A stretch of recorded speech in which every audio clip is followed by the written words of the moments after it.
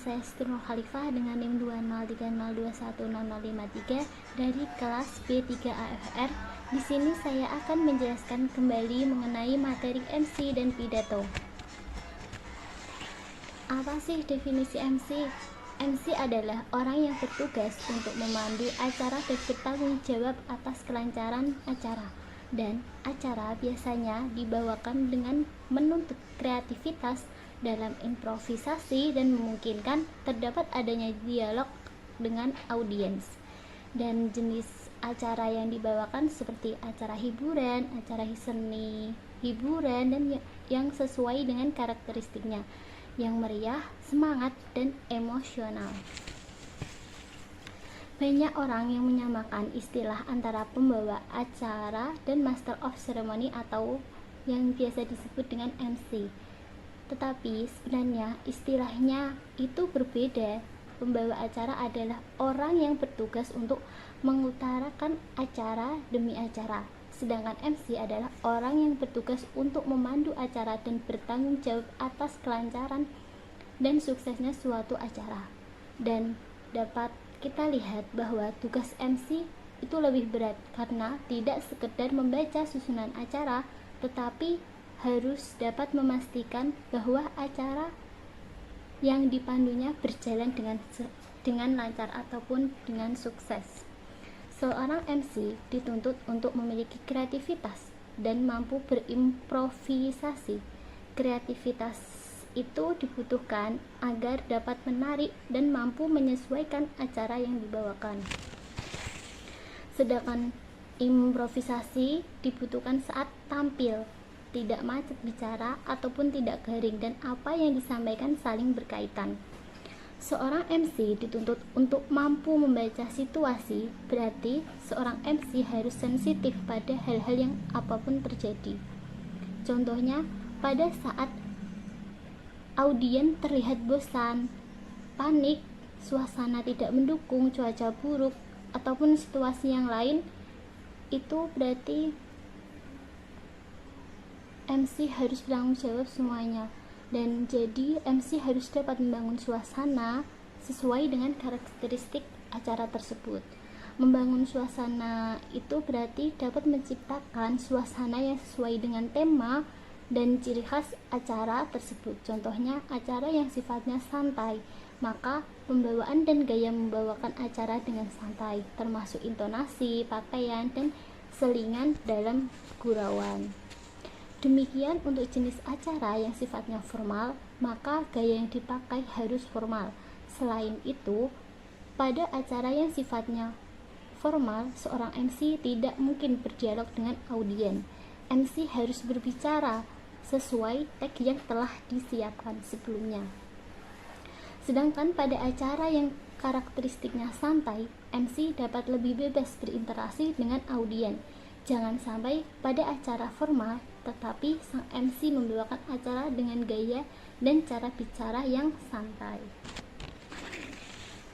Orang yang cocok menjadi MC atau pembawa acara antara lain memiliki sifat-sifat sebagai berikut, seperti extrovert, generalis, fleksibel, dan friendly. Extrovert adalah orang yang terbuka, yaitu orang yang suka mengekspresikan perasaan dan pikirannya. Maka orang dengan sifat ini sangat menyukai sharing dan membicarakan hal-hal yang menarik. Orang yang extrovert tidak menutup diri, tetapi berusaha mendiskusikan berbagai hal yang terbuka.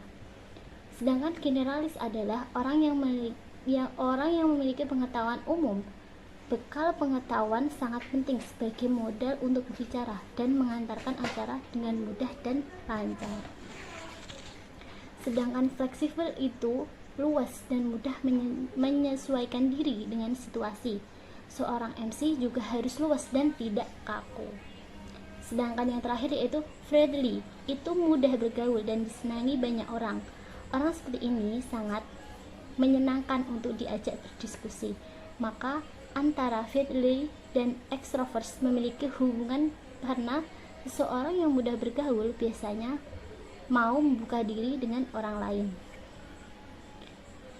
Persyaratan yang harus dimiliki oleh seorang pembawa acara atau MC Yang pertama yaitu pengetahuan dan pengalaman yang luas, cerdas, rasa humor, sabar atau saat audien kacau, imajinasi, antusias, rendah hati dan bersahabat, dan kemampuan bekerja sama. Sedangkan tugas MC antara lain yaitu menyusun acara, mengecek kesepian, mengecek persepsian, dan membawakan acara, mengendalikan waktu, dan memuaskan hadirin. Menyusun acara merupakan tugas yang harus dilakukan sebelum bertugas sebagai MC. Menyusun acara wajib dilakukan meskipun MC telah terlatih atau terbiasa melakukan tugas tersebut. Fungsinya untuk lebih tertata dan lebih siap. Sedangkan mengecek kesiapan juga merupakan tugas MC sebelum melaksanakan acara. Dalam hal mengecek kesiapan MC, harus memastikan segala sesuatunya telah siap, seperti dari tempat, meja kursi dan penataannya, sound system, penataan panggung, pengisi acara, mengetahui tamu yang akan hadir, siapa saja yang akan disambut, dan dengan telah melakukan sebagian tugas dengan lancar dan sukses. Tugas MC pada saat pelaksanaan acara adalah membawakan acara demi acara, termasuk mengendalikan waktu. MC tidak sekedar membacakan susunan acara, tetapi juga harus memperhitungkan waktu yang rencananya akan digunakan. Tujuan rencana dan waktu yang telah disusun dan dirancang tidak akan meleset, sedangkan tujuan akhir dari MC yaitu memuaskan hadirin dengan memberikan performa yang bagus dan sesuai dengan keinginan audiens. MC harus berpenampilan dengan pakaian yang bersih dan rapi. Andaikan kurang rapi, akan memberikan kesan yang kurang baik, bahkan kurang pantas dilihat oleh audiens. Selain penampilan, sikap tubuh juga harus diperhatikan oleh MC. Posisi tubuh merupakan posisi untuk mengekspresikan tingkah laku seorang MC. Sikap tubuh yang baik di awal akan sangat berarti karena akan mempengaruhi penilaian gerakan yang menyertai pembicaraan. Bahasa tubuh juga menjadi wujud ekspresi dari apa yang dikatakan. Dan beberapa gerakan yang lazim dilakukan MC adalah mengulurkan tangan sebagai tanda setuju atau mempersilakan, mengacungkan jari telunjuk sebagai tanda minta perhatian, menyatukan telapak tangan ke dada sebagai tanda memohon, menggerakkan tangan dari bawah ke atas sebagai tanda mengajak ataupun yang lainnya. Tip yang dapat diterapkan oleh seorang MC antara lain murah senyum, percaya diri, konsentrasi, menguasai urutan acara, rajin membaca, mengenali kelompok audiens, tepat waktu, meringkas isi pembicaraan, memperhatikan konsumsi makanan sebelum tampil, menghindari gerakan monoton, menguasai diri ataupun melakukan relaksasi. Selanjutnya yaitu materi pidato. Pidato merupakan kegiatan berbicara di depan orang yang banyak untuk menyampaikan suatu tujuan ataupun gagasan, pikiran, atau informasi dari pembicara kepada orang lain dengan cara lisan. Melakukan pidato berhubungan dengan retorika, yaitu seni menggunakan bahasa dengan efektif yang diartikan juga sebagai seni membujuk atau mempengaruhi orang banyak. Di dalam berpidato menyangkut beberapa unsur penting seperti pembicara, pendengar, tujuan, dan isi pidato, persiapan, teknik, dan etika dalam berpidato. Pidato merupakan pengekspresian ide atau gagasan penyajian informasi untuk membangkitkan kepedulian pendengar agar melakukan pendalaman dan tindak lanjut atas apa yang akan menjadi topik pembahasan. Pidato yang baik dapat memberikan suatu kesan yang positif bagi orang-orang yang mendengarkan pidato tersebut. Pidato yang baik memiliki ciri-ciri sebagai berikut. Yang pertama, mengandung tujuan yang jelas. Isi pidato mengandung kebenaran, cara penyampaiannya sesuai dengan kondisi pendengar, dan yang terakhir yaitu penyampaian jelas dan menarik. Fungsi pidato merupakan hal yang paling utama yang perlu kita ketahui sebelum kita membawakan pidato. Hal ini akan menjadi pemandu saat berpidato sehingga kita dapat melalui jalan yang jelas dan tujuan yang tepat. Fungsi pidato yang pertama yaitu memberikan suatu pemahaman atau informasi kepada orang lain. Yang kedua, mempermudahkan komunikasi dalam organisasi. Yang ketiga, mempengaruhi orang lain agar mau mengikuti kemauan kita dengan sukarela.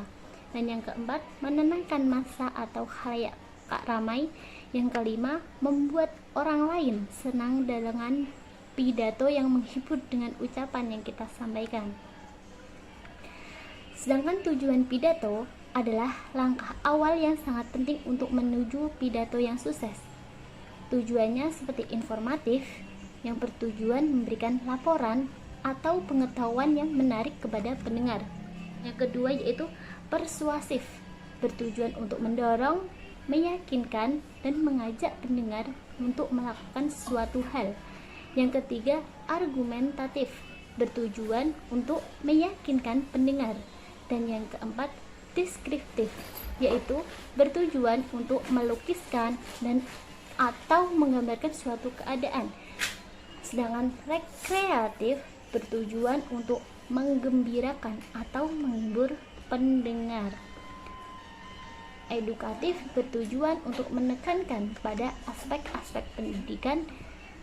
Sedangkan entertain bertujuan memberikan penyegaran kepada pendengar yang sifatnya lebih santai. Dan dalam menyampaikan pidato mempunyai beberapa metode seperti impromptu, metode membawakan pidato tanpa persiapan atau spontan dan hanya mengandalkan pengalaman ataupun wawasan.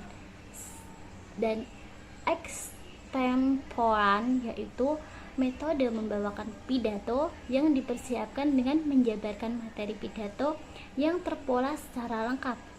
Yang ketiga, naskah.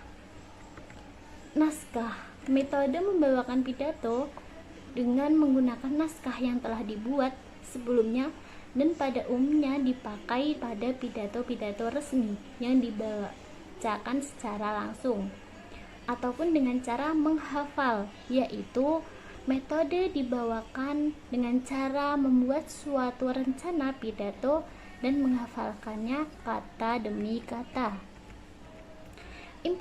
Impromptu mempunyai kelebihan, yaitu bahasa yang digunakan secara singkat sehingga tidak membosankan dan bisa bebas memilih topik bahasan, namun tetap sesuai acara.